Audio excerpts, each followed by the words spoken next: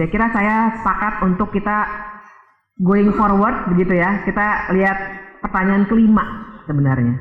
Kita mesti ngapain nih sekarang? Tapi izinkan saya melihat judul lagi. Reformasi, jalan keluar krisis. Saya sangat percaya bahwa kawan-kawan penyelenggara pasti bikin judul ada alasan di baliknya. Reformasi, jalan keluar krisis. Nah, tapi ada satu yang menggelitik dari pembukaan Pak Dirman tadi soal koreksi alamiah. Saya catat tuh. Benarkah koreksi akan terjadi secara alamiah? Nah, ini yang saya kira kita harus kaji lebih jauh nih. Alamiah itu sealamiah apa? Karena begini, saya izinkan saya mengutip misalnya salah satunya kalau pakai teori dari Sidney Terrell, ini scale-nya udah lama nih, tahun 2004 ya, soal political opportunity. 98 itu bisa terjadi, reformasi itu bisa terjadi tahun 98 karena ada political opportunity yang terbuka. Nah, kalau pakai teorinya Sidney Terrell itu ada 5 syarat tuh. Increasing access, saya nggak akan jelasin itu karena bisa panjang. Kemudian shifting alignments, divided elites, influential elites, kemudian repression and facilitation. Tapi intinya saya ingin mengkritik sebenarnya frasa dari Pak Dirman tadi, koreksi alamiah, karena sesungguhnya kalau kita tidak mengkonstruksikan political opportunity, koreksi ini tidak akan terjadi. Dan saya kira apa yang sekarang kita bicarakan adalah sesuatu yang kita upayakan untuk mencapai koreksi itu, untuk membangun political opportunity itu. Betul bahwa namanya opportunity itu sesuatu yang tidak begitu saja bisa kita rencanakan, tapi juga penting untuk membangun infrastruktur. Kalau tadi Pak Ginanjar Kartasasmita berbicara soal infrastruktur yang secara fakta memang katanya sudah banyak, tapi infrastruktur politik yang juga dibutuhkan supaya ada jalan keluar krisis lagi. Karena saya kira makanya tadi dikatakan, wah Pak Ginanjar ini sebenarnya seperti memuji tapi mengkritik. Dan kritik terkeras dari Pak Ginanjar sebenarnya adalah infrastruktur fisik, kita bisa bicara data yang semakin banyak, tapi infrastruktur sosial politik hukum kita bobrok.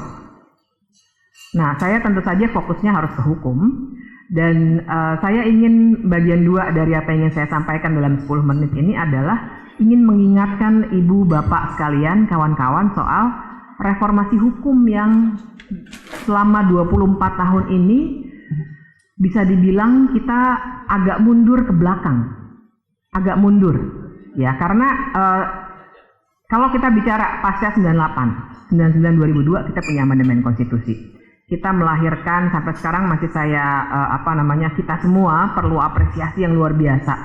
Ada institusi-institusi baru yang dilahirkan, Mahkamah Konstitusi, Dewan Perwakilan Daerah, fungsi ABRI paling tidak dipecah ya, jadi TNI Polri bukan lagi ABRI, dan banyak sekali, bahkan pasal-pasal HAM itu juga sangat luar biasa.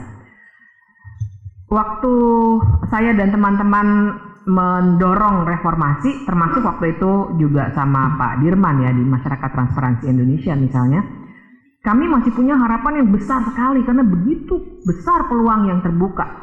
Pasca 98, 99, 2002 sama-sama bikin BIAK ya, Badan Independen Anti Korupsi dan lain sebagainya, tapi makin kesini makin declining.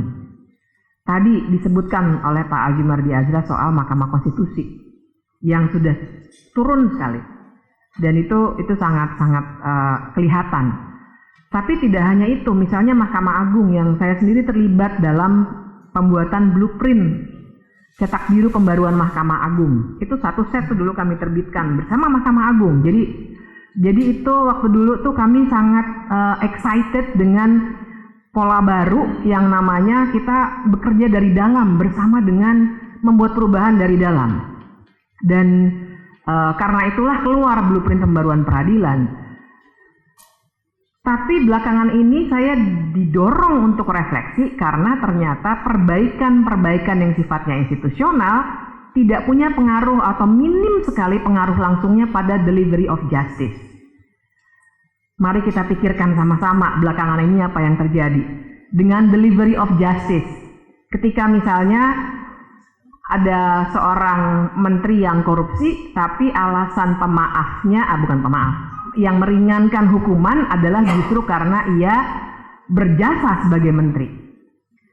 Saya kira akal sehat kita kalau sudah langsung menolak sebenarnya pernyataan itu, tapi itulah yang diberikan oleh pengadilan kita.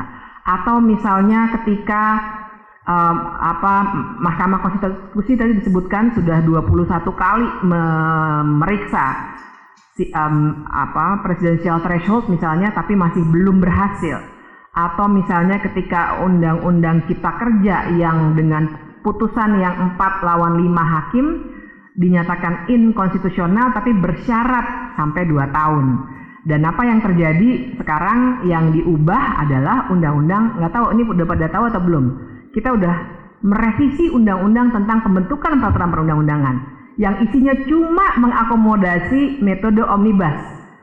Dan yang paling gila adalah, maaf ya kalau saya agak semangat dengan ini karena saya marah betul, yang paling gila adalah begitu pentingnya kita melakukan reformasi regulasi, tapi yang masuk ke revisi itu yang hanya berlangsung 6 hari, itu selain metode omnibus juga bahwa kalau undang-undang masih ada yang salah setelah dikirim ke presiden, itu bisa dikoreksi langsung oleh Sekretariat Negara dan alat kelengkap perwakilan, jadi alat kelengkapan dewan yang membahas. Itu padahal kita ngomongin reformasi regulasi dari 2017, Ibu Bapak, berbusa-busa dan bertebal-tebal sekali buku dan kajian yang sudah dihasilkan, tapi tidak direken, melainkan seperti pendekatan pada umumnya. Kalau yang salah adalah sesuatu hal, misalnya rektor UI waktu itu bermasalah, yang diubah PP-nya. Sama, sekarang undang-undang Cipta Kerjanya yang bermasalah, yang diundang undang-undang tentang pembentukan peraturan perundang-undangan.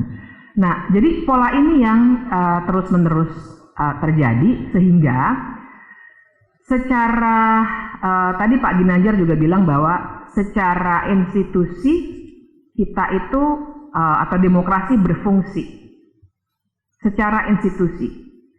Tapi kita juga punya kritik, saya kira kita semua yang ada di sini ingin juga melihat demokrasi lebih dari institusi.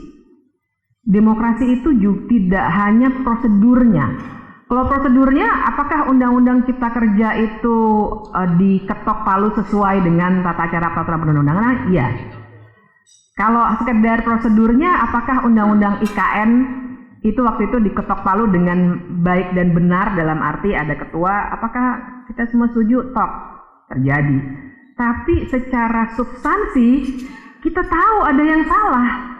Orang-orang tidak, masyarakat adat tidak diajak konsultasi. Undang-Undang Cipta Kerja juga begitu banyak stakeholders yang tidak diajak berbicara. Undang-Undang P3,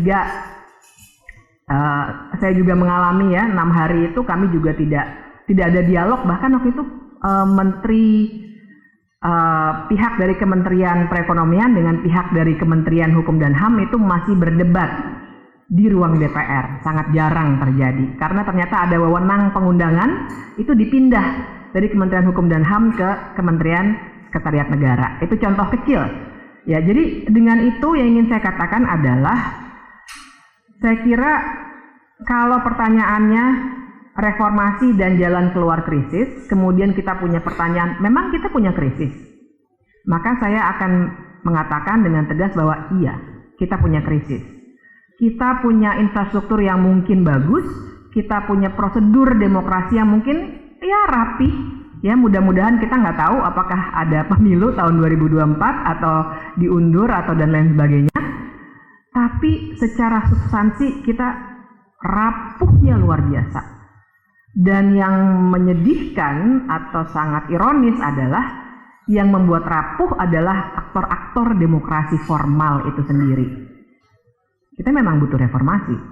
Lagi, Pak Ginanjar juga tadi bilang hal yang sama. Kita butuh jalan keluar krisis. Kita punya krisis. Mungkin kalangan kelas menengah, nggak bisa dipungkir ya, kita yang hadir di sini adalah kalangan kelas menengah. Kita mungkin nggak terlalu merasakan. Tapi sesungguhnya krisis itu ada, real, Dan tidak hanya, kalau kita bicara krisis, tidak hanya ekonomi, tapi krisis demokrasi dan krisis hukum yang luar biasa. Dan kalau kita diam saja, percayalah, saya kira cita-cita kita menuju 2045 barangkali tidak akan terlalu mulus, atau jangan-jangan kita akan mengalami kegagalan.